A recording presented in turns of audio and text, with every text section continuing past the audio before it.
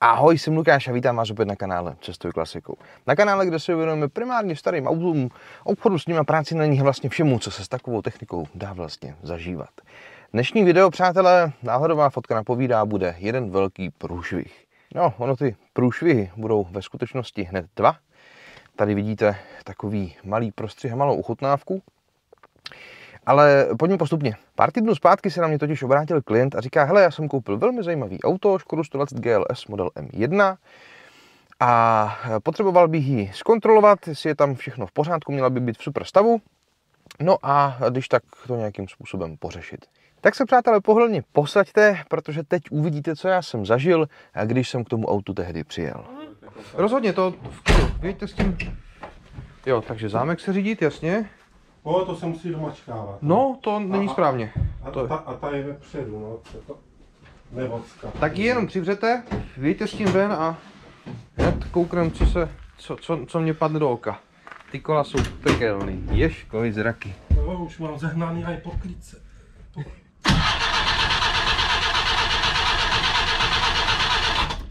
Aha. Pojďme. Máme si tít?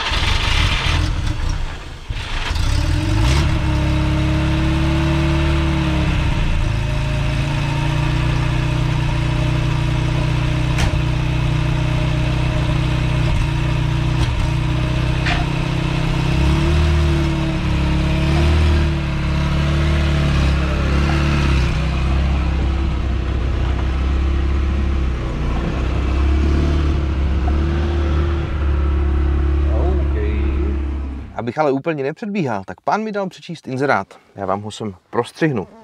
Píše se zde, prodám Škoda 120 GLS v originálním stavu s původním technickým průkazem a dobovými SPZ. Originální stav je důležitý citát. Tento vůz po prvním majiteli zakoupen jako nový blá, blá, blá, na je to 117, potvrdím písemně do smlouvy. Vůz v krásném, neponičeném a originálním stavu. Tady inzerent tehdy psal.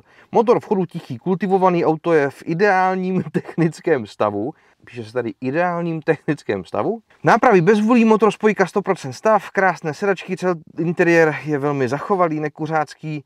Stav je přesně tak, jak je vidět na foto. Tato Škoda 120 GLS je bez investic a je v podstatě nesehnatelná.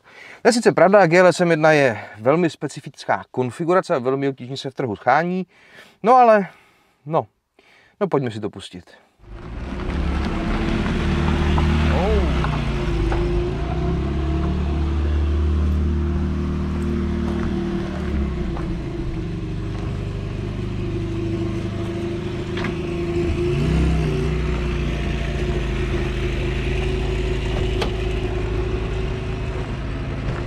Dobrý, to klidně zasněte. Jo, to tak nastartuje. Asi. Vy jste za to dal 75 000? No. A GLS a M1 se GLS a M1 to souhlasím. To je, ano. Ale tohle už nemá s GLS M1 vlastně moc společného. Vlastně. Ne? Tak, od odstínu laku. To je přebarvičkovaný do divočáka. Jo, a ten odstín není správný. Tohle fabrika nikdy nenamíchala. Blatníky, čilko, maska, chromy. Mám pozháněný. Jo, super. Chromovou listu do zádu. Ale na tom jako bude ještě dost karosářské práce vlastně. Kapotu mám zehnanou. Aha. Ty brďo. Já vím, no, já si právě budu něco dělat sám, tu karosářinu ještě tak nejde to hlavně zprovoznit. Jasně. Jo, tam jsem to trošku stříkal a byla mírná koroze, ale díra tam nebyla. Jo. Jsem stříkal já. Jo, tak to jsou, ty prahy už jsou, že jo, celý stejně přendavaný. Jo, to je jako jasný, no, že jsou měněný, ale... Jo. Ale nejsou hnědý, no. No to uvidíme. To by se musel odpálit, no hej, no tak. No, ty brďo. Co to je? To dostal ranu to auto.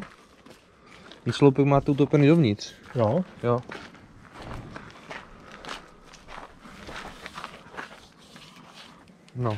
No. Právě tady na to připravíme. Tam to dostalo jako, no ne, to je... To bude zábava.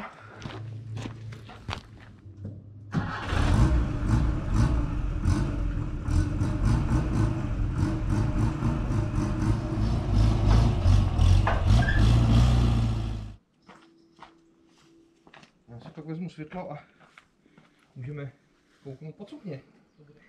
Ježkovi. Vůbec nevím, jak to vypadá. Jo, to už někdo robil. No ale toto všechno je hrdza. Já to nechovám.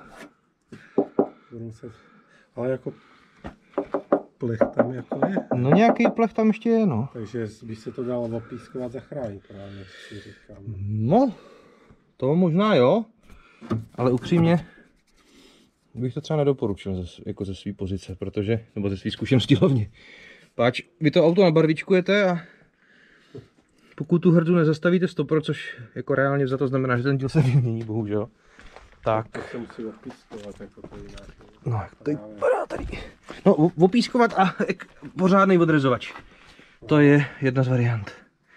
Jak se to pokoušet brzdit.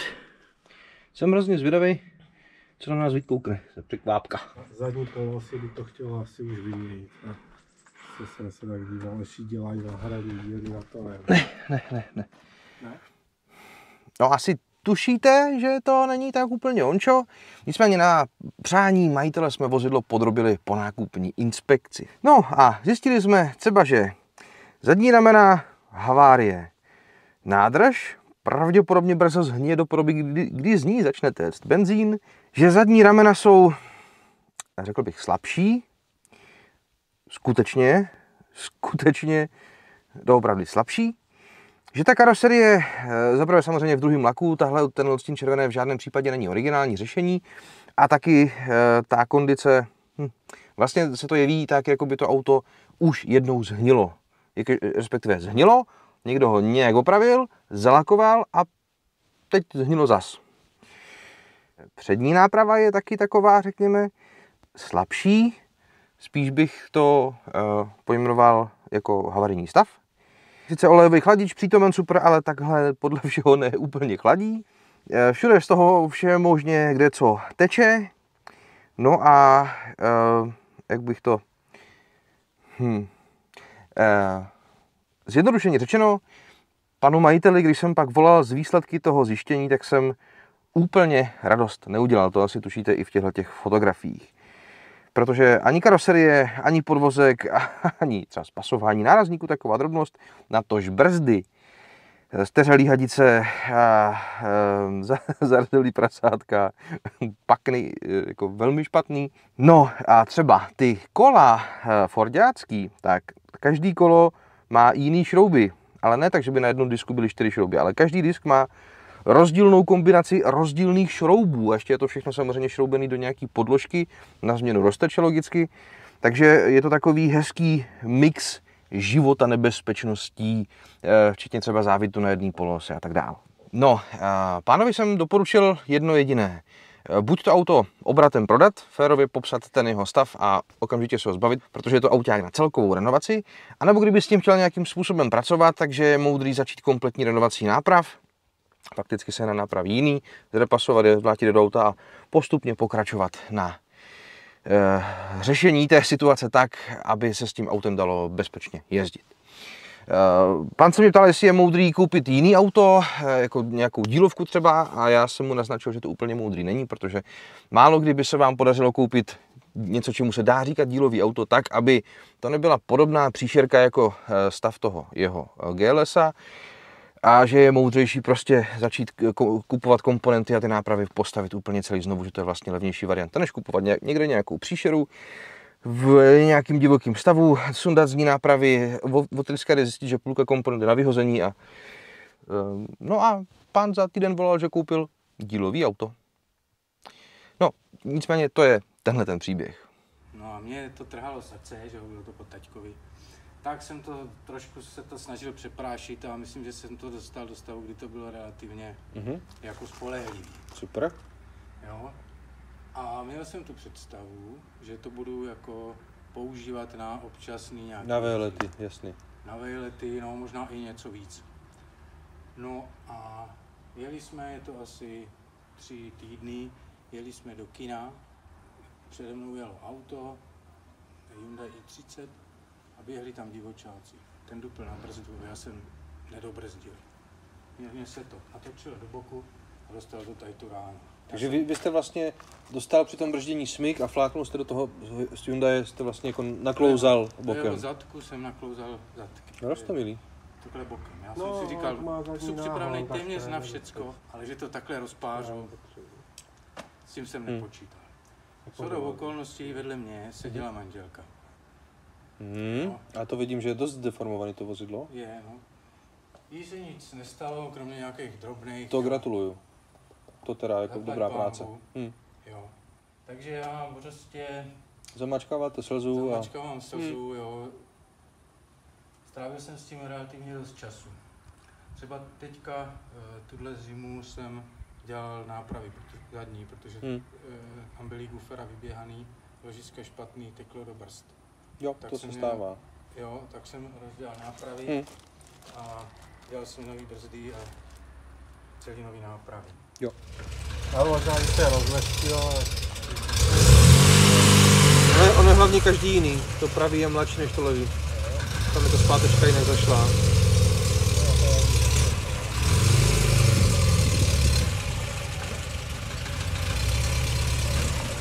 A to mají prasky.